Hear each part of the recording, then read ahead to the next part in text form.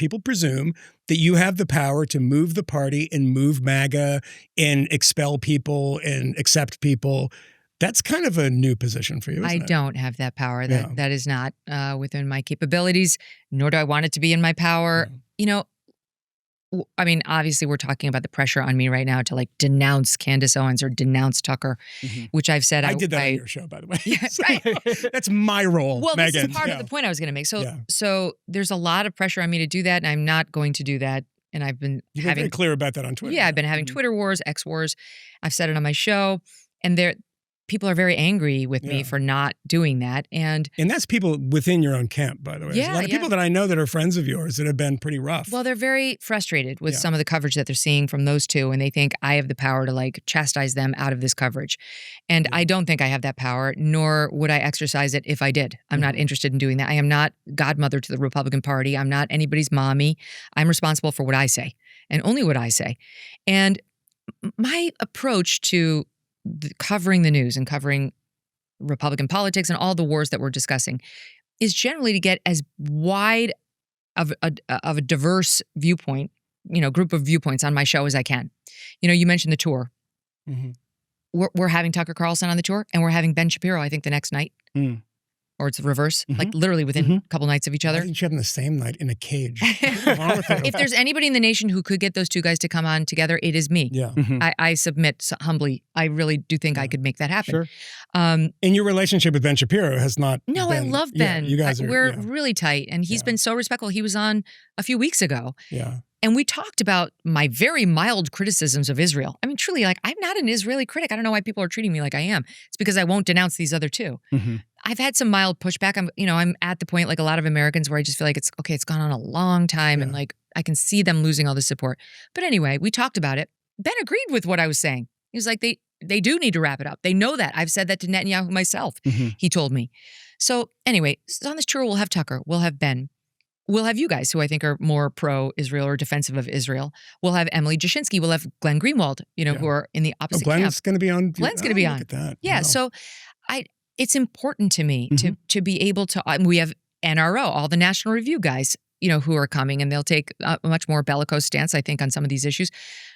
And then a Steve Bannon type, like he's MAGA. Like on my show, it's important to me to be able to have all these people come and feel like their viewpoints will be respected and that they can express them fully. And then I trust my audience to make up their own minds. I am not in the business of then running around after you do me the courtesy of coming on my show and telling me your viewpoint of being like, he sucks, he's terrible, he's an anti-Semite or an Islamophobe or a racist. Which I don't believe. I'm not going to do it. And now it's turned into like this faction that's trying to pressure me online. It feels to me like the BLM people. Raise your fist and say it. Say it. It does have that dimension to it. And the answer's no. Yeah. Now that you're making me say it, a condition of our relationship, it's a hard no. But this is literally a conversation we had you've today, only by the hardened way. my resolve to never do it. Like, I will never be bullied. Ask anybody. That's the one thing that I will never bend the knee to. I'm not going to be bullied into saying something. Let me ask you a question about that, because we had saying we had lunch today and we were talking about this, in that is clearly your response on X and on your show, is that the more you push me, the more I'm going to say fuck you to you, which is a honest and natural response. Irish, yeah. An Irish response. I don't want to impugn my people, but that's who we are. It's like, don't fucking make me say it, because I'll fucking punch you. But that kind of response, like, if it wasn't that way, if there wasn't that big push, you just gave Andy McCarthy, like, you said, I love the guy, but that's the irony. Here's where I think he's wrong. That's totally the irony. So you can say that about people. No, you have said that about a lot of people, but when they say do it to Tucker or Candace, you pull back. So Tucker is in a different camp because I adore Tucker. I love him. I will say, and I've said this, and I've said this privately to people, because incidentally, people have said it to me and probably to us. We get a lot of emails like, you're on Megyn's show. Why aren't you saying X? Why are you still going on? That kind of thing. Yeah. So we get it as, second tier people too. But speak for yourself. A third tier, actually. Sorry, I don't want to elevate you where you don't deserve to be. That's fine. But that kind of thing, I understand. And I knew Tucker back in the day, and I texted him about a year ago. His libertarian days. In his libertarian days, and we And he said in a text, like, I think we agree on a lot of things. I'm like, I don't think so these days. But I get Just the 9/11, friend. I think you probably do. You probably do. Maybe on some things, but there's big things. Right. Huge things where I'm like, okay, you've gone to conspiracy world, and I hate conspiracy world.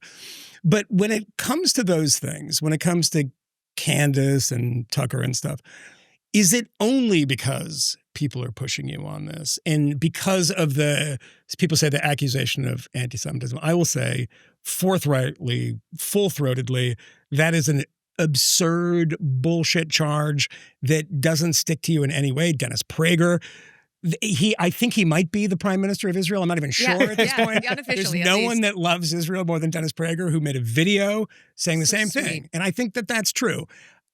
At the same time, when it comes to these people, you know what my position is in this. I was on your show saying, when you said things are taken out of context, you didn't tell me which ones. So I went back and watched. I just said some of the things. Some of the things. And I'm not saying that's not true. I don't know. But it is true. It happens sometimes. Well, because I said right after that, they'd been taking Charlie Kirk out of context. So I went back and I started watching, and it is actually crazier than I thought. The stuff these days is crazier than I thought. And so I guess the question is, like, what are the guardrails of who you want in the coalition? Who you, say, oh, these are people, like, Candace is very popular. That's not up to me. I know it's not. But if you say, we're opinion mongers, that's what we do. We say this is our opinion of X, Y, and Z. Are there people that are off limits for sort of friendly reasons, I guess, in the Tucker sense? Well, listen, there's a reason I've never invited on Nick Fuentes. Yeah. Right? I'm like, he's an interesting guy, from what I hear, but he's not my cup of tea. He called Ben Shapiro today filth. Filth. He filmed himself doing a little video game where he was shooting Jews wearing the yarmulke and said the one was Ben Shapiro. Good God. I don't really need to see an additional video to figure out who he is. I'm good. I got it. Yeah. That was years ago, and whatever. Okay, I see he's having a resurgence. That's up to people if they want to listen to him. He, by the way, still not a fan of the Jews. Just in that time, he was like, yeah. Whereas I, on the other hand, have been very defensive of American Jews. Like, I feel like they were bullied, they were harassed, that what's been happening to them on college campuses is a travesty. The ripping down of the hostage posters was absolutely disgusting.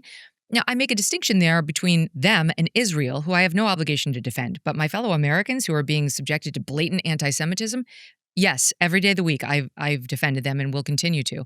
I don't have to defend Israel, and I don't defend Israel. I generally am on Israel's side. I'm certainly not on the side of Hamas, which is a terrorist organization and was absolutely vile and disgusting in that 10/7 attack, and I cried on the air after it happened.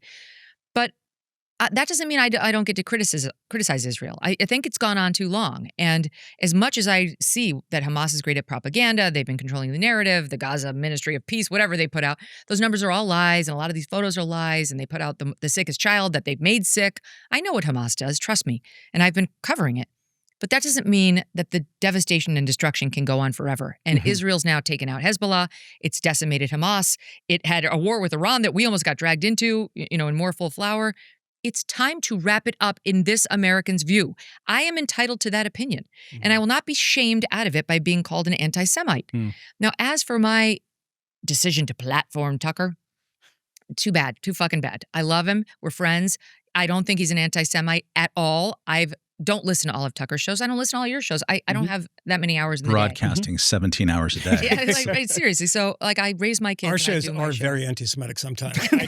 I don't know. We have weak moments. Yeah, that's you too.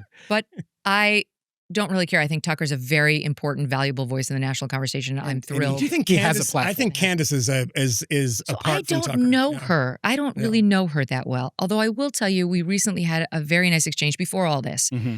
And I was just reminded in my own head that Candace is a young mom of 3 young kids. She's under a lot of pressure. She's got a big show. She's been under attack since she came onto the public airwaves, and she's been under attack constantly. And it's my prerogative if I say to myself, that is not someone I wish to attack. I do not feel that way. I don't want to do it. Yeah. And I felt this way. And now that people have made my attacking her the stakes of my relationship with whatever person is saying this, I'm going to have to say goodbye to that person. I won't do it. I think now it's like a point of pride. Yeah. It's literally the same thing as the BLM folks trying to make you raise your fist. I think the answer's no. I think there's a lot of truth to that. And I would take it out of the realm of kind of personal appraisal of this person and whether or not you like them and care about them. And just like we began the conversation talking about Charlie's death and murder. And of late, there have been a number of people, not solely Candace, this is not about her, but a number of people promulgating conspiracy theories. And we live in an age of conspiracy theories. The left and the right are stewing them in ways that make me deeply, deeply uncomfortable. And one of the latest conspiracy theories is, and it's multidimensional, always in these ways that are completely bizarre, that Turning Points had some financial issues, that the Israel or the Jews broadly were somehow involved in his death, and it was because of this change. And it is so obviously ridiculous, self-evidently ridiculous, that I find myself amazed that anyone can take this on board in precisely the way I was amazed in 2020 when I saw this incredible harassment taking place on street corners when people are trying to have dinner, or any number of other insane ideas. And I actually saw a kid when you were at a Turning Points event recently, that was the viral ask you clip, a question about this, about Nick Fuentes in particular, but also just about this cadre of people who believe in and are pushing like the most outrageous ideas. And it does seem like there are moments where you have said, this is not the way. These are not the right ideals. I'm not conspiratorial at all. Like I'm much closer to where you guys are. And I'm not a conspiratorial person. I'm really not. I'm like, trust the government. Truly, like we don't do that. I don't, exactly. I don't trust any particular government. But I truly I don't believe in almost any of these conspiracies. I really don't. But are you concerned about this?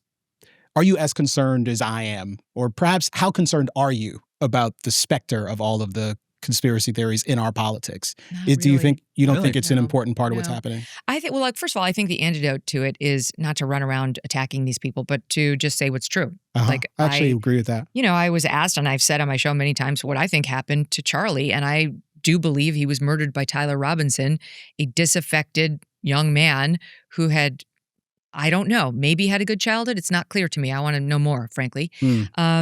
And then fell into this very bizarre group and started dating a trans person who's also a furry, and himself got into furry culture, according to his social media, and became untethered. And then was fed a bunch of lies about Charlie, I think. We don't actually know how he came to believe Charlie was a fascist and hateful and all the things he said about Charlie. But I'm going to bet he was listening to the American media and the American left. That's actually one of the things I'd like to find out more about him. And got it in his head that murder was an answer. And I do think, as we talked about earlier, the cheers for Luigi Mangione may have played into that. You know, we'll have to find all those facts out.